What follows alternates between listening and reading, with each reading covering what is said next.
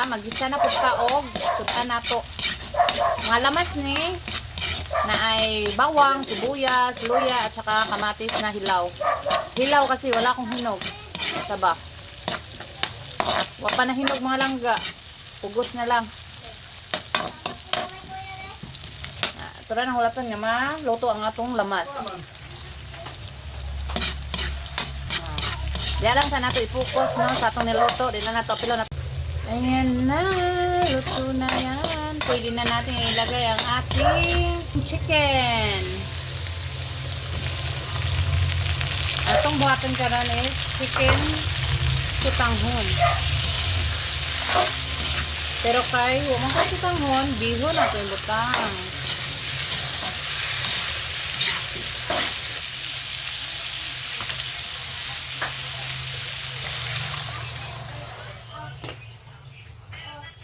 Nilaghan ako na siya sabaw mga langga. Kay i-absorb man na niya sa tong bihon. Sutanghon jud ang tato niya. Kaya man tayo sutanghon, magtasya tayo sa bihon.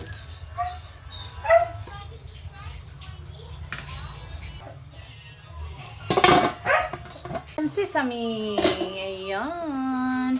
Lagay na natin ng ating bihon.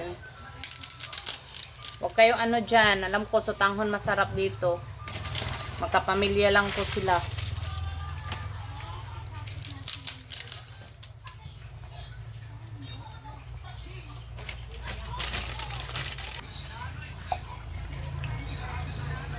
Na-absorb na niya. Hinay-hinay, mga langga.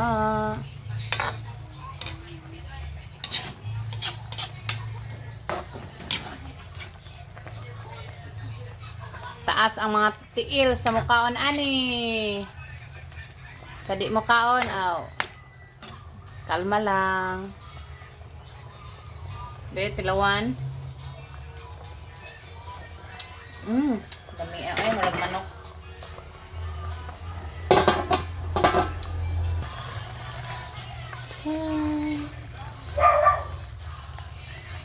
Kan magwag na sila oy.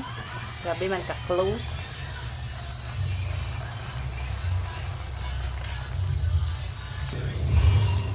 Daghan kay tingog diri nga lain sa mo ang mga langga kay ano, daplin may karsada na may mga buhi. So bisan pag kuan manang way kalinaw ni ako ang voice over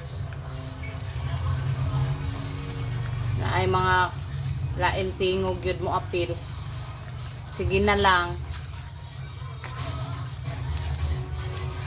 Ang importante, masabtan ko ninyo. Hano?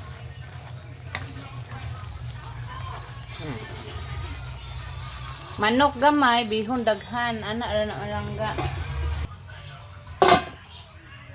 Oh, dyan. Dyan. Dyan.